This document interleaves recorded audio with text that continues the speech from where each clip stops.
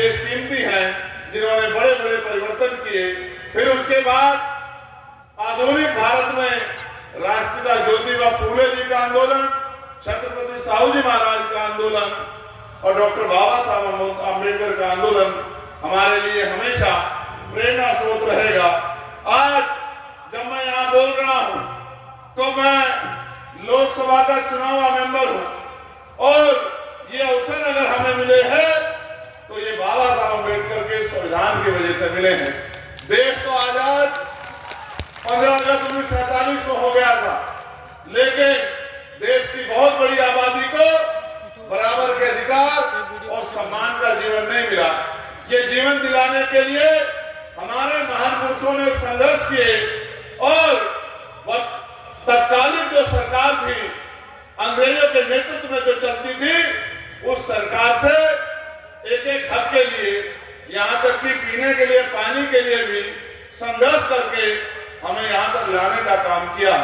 जैसा मैंने आपको याद दिलाया कि देश 15 अगस्त 1947 को आजाद हुआ, लेकिन 14 अगस्त 1947 को हम लोग यहाँ अंग्रेजों के अधीन थे। जब हम अंग्रेजों के अधीन थे तो अंग्रेजों के बनाए कानूनों के आधार पे हम लोगों को चलना पड़ता था, और क्योंकि उस समय गैर बराबरी बड़े पैमाने पे थी तो बहुत सारे अधिकारों से भी हम लोग वंचित थे। फिर देश आजाद हुआ, लेकिन देश की आजादी के साथ बराबर के हक सम्मान हमें नहीं मिले। इसका उदाहरण ये है कि 14 अगस्त 1947 को जिसके पास एक गज जमीन नहीं थी, 15 अगस्त 1947 को आजाद होने के बाद उसके पास कई बीघा जमीन नहीं हो गई। जिनके पास नौकरी नहीं थी, आजादी के बाद उनके पास नौकरी नहीं आई। जिनके पास रोजगार नहीं थे, उनके पास रोजगार नहीं आए। जिनके पास उद्योग धंधे नहीं थे, उनको पास उद्योग धंधे नहीं आए। जिन पे मकान नहीं थे, उन पे मकान नहीं आए, और जिनके अकाउंट में पैसे नहीं थे, उनके अकाउंट में पैसे भी नहीं बढ़े। अगर असली आजादी आई तो 26 जनवरी 1950 को जब बाबा साहब अम्बेडकर का संविधान लागू हुआ, वो संविधान जो मानव को एक समान बनाता है, वो संविधान जो आपको मुझे भी वो अवसर और अधिकार देता है जो रानी राजा के बेटे को देता है। तो मैं आपसे कहना चाहता हूं कि अभी भी बहुत लंबी लड़ाई है। जहां हमारे महापुरुष छोड़ के गए, वहां से बहुत आगे हम नहीं गए हैं। अब तो खतरा और ज्यादा बढ़ गया है, क्योंकि जो सरकारें सत्ता में काबिज है, वो आपके और आपके बच्चों के अधिकारों को दिन रात लूटने काम कर रही है। जब एक तरफ आपके अधिकारों को लूटने के लिए बड़ी बड़ी साजिश हो रही है और तमाम तरह षड्यंत्र हो रहे हैं, तो आपको भी जागरूक होना चाहिए। आप सड़कों पे काम करते हैं, आंदोलन करते हैं, मेहनत मजदूरी करते हैं, बड़ी मुश्किल से अपने परिवार को चलाते हैं, ये बहुत जरूरी काम है। लेकिन जब तक आप सत्ता में नहीं आओ, क्योंकि सामाजिक परिवर्तन या किसी भी तरह का परिवर्तन तब तक नहीं हो सकता जब तक शक्ति आपके पास ना हो, और शक्ति भारतीय लोकतांत्रिक व्यवस्था में सत्ता में है, और सत्ता उनकी आती है जिनके ज्यादा एमएलए जीतते हैं। ये तो उपचुनाव है। हमारा प्रयास ये है कि आपकी मजबूत आवाज विधानसभा में जानी चाहिए। जिस तरह पार्लियामेंट में मैं आपके विषय को उठाता हूं और कोशिश करता हूं कि जो षड्यंत्र हो रहे हैं उनको बेनकाब करके आपको जागरूक करूं, कि आपको एहसास हो कि आपके बच्चों के आगे बढ़ने के रास्ते लगभग समाप्त करने की तैयारी तमाम सरकारों ने कर ली है। अगर अभी भी हम सोए रहे और ज्यादा काम के घर में लेटे रहे तो वो दिन भी दूर नहीं कि जो बाबा साहब अम्बेडकर ने संविधान में अधिकार दिलाए थे, वो भी धीरे धीरे संशोधित होकर खत्म हो जाएंगे। इसका एक उदाहरण ये है कि आज उत्तर प्रदेश में अभी कुछ दिन पहले उत्तर प्रदेश सरकार ने एक प्रेस विज्ञप्ति के जरिए ये जानकारी दी कि लगभग 27,000 स्कूल हम लोग बंद कर रहे हैं। 27,000 स्कूल, सरकारी स्कूल, इनमें बच्चे किसके पढ़ते हैं? आप और मैं बेहतर जानते हैं कि बाबा साहब अम्बेडकर ने कहा था कि शिक्षा श्रेणी का वो दूध है जो पिएगा वो दहाड़ेगा। और आप ये भी जानते हैं कि शिक्षा हमारा हथियार है। 300-400 रुपए की मजदूरी करके हम गरीबी बेबसी की बेड़ियां नहीं काट सकते हैं। जब तक हम अच्छी शिक्षा लेके और अच्छा रोजगार करके सरकारी प्राइवेट नौकरी करके पैसे हमारी जेब में नहीं होंगे, तब तक हम अपने परिवार को सुख सुविधा और सम्मान नहीं दिला सकते हैं। इसलिए आप महसूस करो कि इन सरकारी स्कूलों में धन्ना सेठों के बच्चे नहीं पढ़ते, पूंजीपतियों के बच्चे नहीं पढ़ते, और तो और सरकारी कर्मचारी अधिकारियों के बच्चे भी नहीं पढ़ते, नेता अभिनेताओं के बच्चे भी नहीं पढ़ते। इन स्कूलों में अगर कोई पढ़ता है तो गरीबों के बच्चे पढ़ते हैं, किसानों के बच्चे पढ़ते हैं, मेहनत कष्टों के बच्चे पढ़ते हैं, और जाति व्यवस्था के आधार पे दलित, पिछड़े और मुस्लिम समाज के, आदिवासी समाज के बच्चे पढ़ते हैं। जब आप महसूस करो सरकारी स्कूल बंद हो जाएंगे तो ये बच्चे पढ़ेंगे कहां, और जब ये पढ़ेंगे नहीं तो इनका भविष्य क्या होगा। इसलिए मुझे डर लगता है कि सरकार हमसे बात तो करती है कि हम आपको 5 किलो अनाज देंगे, सरकार ये भी कहती है चुनाव के समय गैस सिलेंडर सस्ता कर देंगे, सरकार ये भी कहती है कि बिजली का बिल माफ कर देंगे, लेकिन जो असल रास्ता बाबा साहब अम्बेडकर दिखा के गए कि भाई एजुकेशन, शिक्षा अच्छी होनी चाहिए, उस शिक्षा को बेहतर करने का कोई प्रयास सरकार के लोग नहीं करते। और तो जैसा मैंने आपको बताया उस रास्ते को खत्म करने के लिए इंतजाम तो कर रहे हैं। एक तरफ बड़े बड़े स्कूल बन गए हैं जिनमें अमीरों के बच्चे पढ़ते हैं, और एक तरफ सरकारी स्कूल है जहां गरीबों के बच्चे पढ़ते हैं। और सच ये है कि सरकारी स्कूलों की बिल्डिंग का इतना बुरा हाल है, आपके आसपास होगा कोई सरकारी स्कूल, जाकर देखना, ना साफ सफाई होगी, ना फर्नीचर अच्छा होगा, ना बिल्डिंग अच्छी होगी, और ना ही समय पे टीचर उपलब्ध होंगे। जितनी बच्चों की संख्या उस आधार पर भी टीचर नहीं होंगे। मैं तो अपनी आंखों से देखता हूँ। अभी एक सरकारी स्कूल में गया था, मेरे लोकसभा क्षेत्र में है। मैंने टीचर से पूछा कि इस बिल्डिंग का हाल देखो, ये कभी भी गिर सकती है। उन्होंने कहा, सांसद साहब हमने सबको लिख के दे दिया, हम ही क्या कर सकते हैं। अगर इसको गिरना होगा और जिस तरह की इसके हालात गिरेगी ही, तो जिस दिन गिरेगी उस दिन गरीब के बच्चों को नुकसान होगा, अमीरों को कोई फर्क नहीं पड़ता, और सरकार अमीरों की है। तो इसलिए मुझे आपसे कहना पड़ रहा है कि आप भी कुछ सोचो, आप भी सरकार को जगाओ कि ये गरीबों के बच्चों की जीवन से खिलवाड़ ना करे। मैं आपको इसलिए कहना चाहता हूं कि आज उत्तर प्रदेश में बिजली सोने के तारों में आती है, और बिजली के दाम जहां 5-7 साल पहले 200-250 रुपए का बिल आता था, आज वहां 700-800 रुपए का बिल आता है। वहीं पर पानी के दाम भी लगातार बढ़ रहे हैं, और सरकार के पास इस महंगाई को रोकने का कोई इंतजाम नहीं है। साथ साथ जैसा मैंने आपको कहा कि सामाजिक गैर बराबरी है, उसका बड़ा उदाहरण ये है कि यही भारतीय जनता पार्टी के विधायक जिनका नाम योगेश वर्मा है, उनको एक वकील ने इतना शानदार तरीके से थप्पड़ मारा कि उनको एहसास कराया कि आज भी दलित पिछड़े वर्ग का सम्मान ये भारतीय जनता पार्टी के लोग नहीं करते हैं। ये उनको विधायक बनने पर भी, सांसद बनने पर भी अपमानित करने काम करते हैं, और कहते हैं कानून व्यवस्था अच्छी है। इतनी अच्छी है सम्मानित साथियों कि विधायक जी को अपने ऊपर हुए इस अपमान के लिए FIR कराने में 12-15 दिन लग गए। अगर इससे ज्यादा अमीर का कुत्ता या बैल भी या बकरी भी या गाय भी या भैंस भी अगर चोरी हो जाती तो 10 मिनट में FIR दर्ज होके और वो बैल, बकरी और वो कुत्ता बिल्ली मिल जाते। लेकिन विधायक जी 10-12 दिन भी एडी चोटी का जोड़ लगा के इस भारतीय जनता पार्टी की सरकार में अपने सम्मान की रक्षा नहीं कर पाए। इसलिए मैं आपको कहना चाहता हूं कि ये लड़ाई हम सब की है और हमें इसको लड़ना पड़ेगा। अभी ताजा उदाहरण देखिए, कोई भर्ती उत्तर प्रदेश की ऐसी नहीं है जिसका पेपर लीक ना हुआ, और पेपर लीक तो हुआ और फिर आरक्षण में भी घोटाला हुआ, चाहे यूपी पुलिस का मामला हो, चाहे 69,000 शिक्षक भर्ती का मामला हो। और 69,000 शिक्षक भर्ती में दलित पिछड़े वर्ग के बच्चों के 20,000 पद इसी योगी आदित्यनाथ जी की सरकार ने लूटने का काम किया। और मेरे आज भी याद है, आपकी ताकत से हमने इको सरकार ने 6,800 नियुक्तियां उनको देने का काम किया था।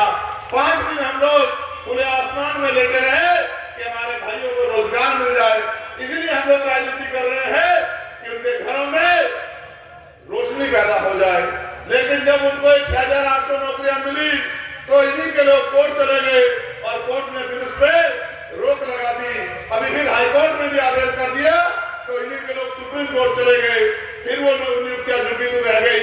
समस्या ये है कि यही मारते हैं और यही बचाते हैं और हमारे लोग इनको ही अपना मान के इनको वोट की ताकत देते हैं।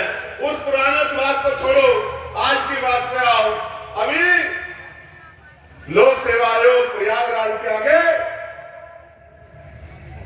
बच्चे आंदोलन कर रहे हैं पिछले 3 दिन।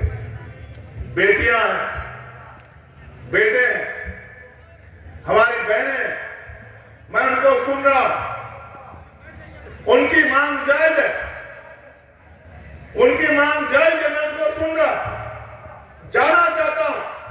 इसलिए नहीं जा रहा हूं कि 1 मिनट रहेगी उनके मेहनत के आंदोलन को राजनीतिक आंदोलन साबित करने के लिए भारतीय मीडिया एक दिन रहेगी सरकार के बचाव में। ये भारतीय मीडिया जिसने अपना चरित्र बेच दिया है, ये 1 दिन में और 1 घंटे में उस आंदोलन को राजनीतिक आंदोलन साबित करके उन बच्चों की मेहनत को पीछे हटाने का काम करेगी।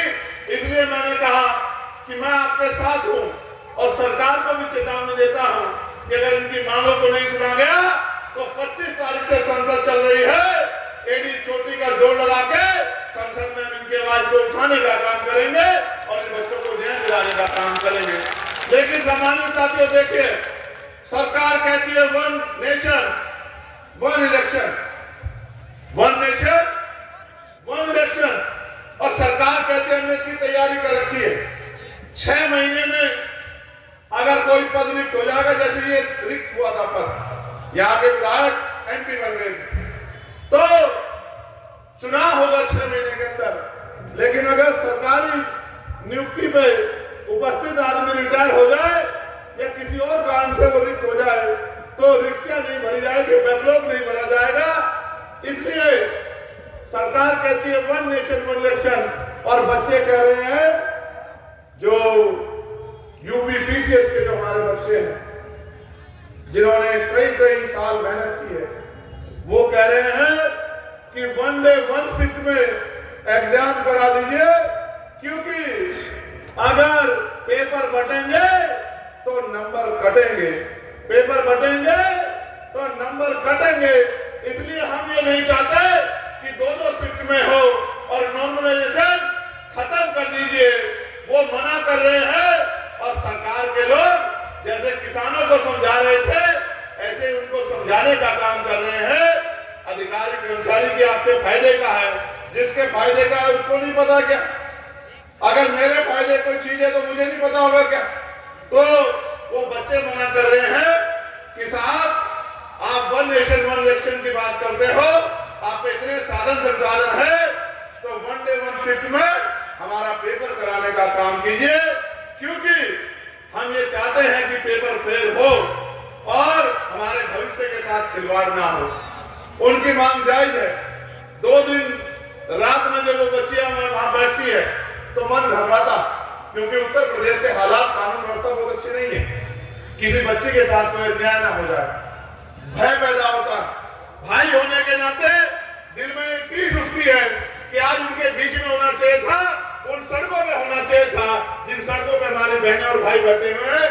लेकिन सिर्फ इसी वजह से कि उनके ऊपर कोई आंच ना आए, उनके आंदोलन पे कोई सवाल ना खड़ा हो, इसलिए मन मार के रह जाता हूं। मगर मैं आपसे कहना चाहता हूं कि हम तो कोशिश कर रहे हैं कि सरकार से जवाब मांगे कि 41 सेंटर क्यों, 75 जिले हैं, क्या आपने मान लिया है कि आपके पास 41 सुरक्षित जगह है और 34 जगह पे आप पेपर भी नहीं करा सकते हो? पेपर लीक की गारंटी आप पहले दे रहे हो। ये जवाब भी हमें सरकार से लगातार मांगना पड़ रहा है कि उन बच्चों को मदद हो जाए।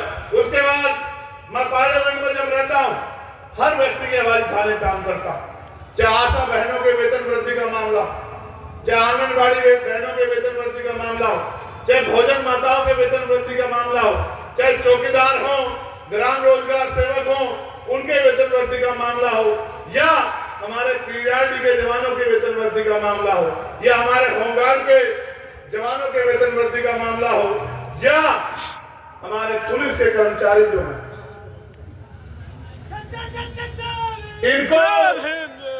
इनको जो इंसान नहीं मानती सरकार, 24-24 घंटे, 36-36 घंटे, 40-40 घंटे जो इनसे ड्यूटी करवाती है, इस तरह की ड्यूटी तो जानवर से भी नहीं ली जाती। जानवर के बारे में भी सोचा जाता है, लेकिन पुलिस के भाइयों के बारे में नहीं सोचा जाता। इसलिए मैंने पार्लियामेंट में, और मैं आज नहीं कहना चाहता, संसदीय मर्यादा है, कुछ बात गुप्त रखनी पड़ती है, लेकिन मैं पुलिस के भाइयों को भी वादा दिलाना चाहता हूं कि हम लोग आपके लिए भी काम कर रहे हैं, और अगले 2 साल के अंदर आप मेरी बात को याद रखना कि मॉडर्नाइजेशन होगा, पुलिस में सुधार होगा, और आपकी 8 घंटे की ड्यूटी हो और सप्ताह में 1 दिन छुट्टी मिले, बॉर्डर स्कीम खत्म हो, और वेतन विषमता जो है, जो आपकी वेतन विषमता दूर हो, इसके लिए भी मैं आपको आश्वस्त करने का काम करता हूं कि हम इसकी तैयारी भी कर रहे हैं, इसके लिए भी संघर्ष कर रहे हैं। उसके साथ साथ हम ये चाहते हैं, जैसा मैंने कहा कि परिवर्तन शक्ति से होगा, और शक्ति बाबा साहब अम्बेडकर ने आपकी उंगली में दी है।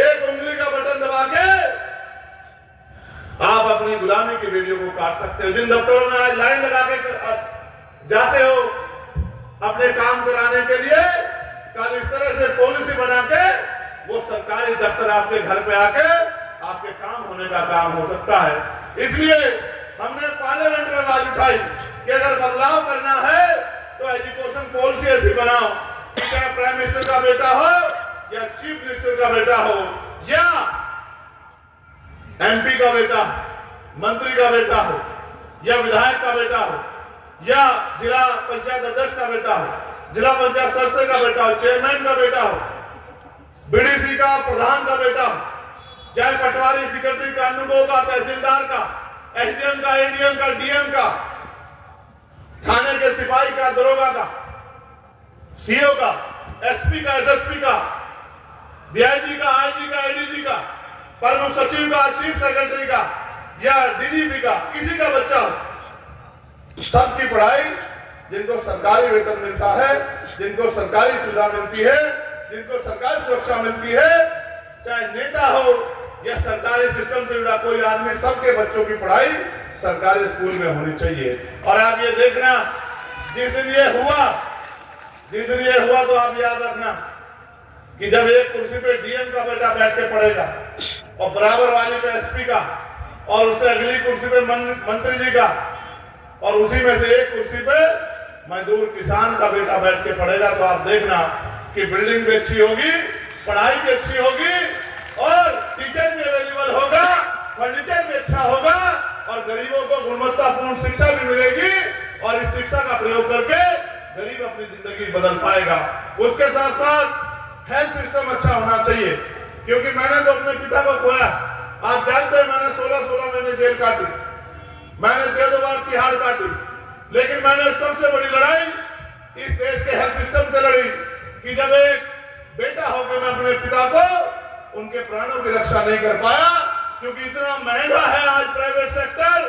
प्राइवेट हॉस्पिटल में जाओगे, एक दिन का 50-50 हजार रुपए प्राइवेट हॉस्पिटल के लोग लेते हैं।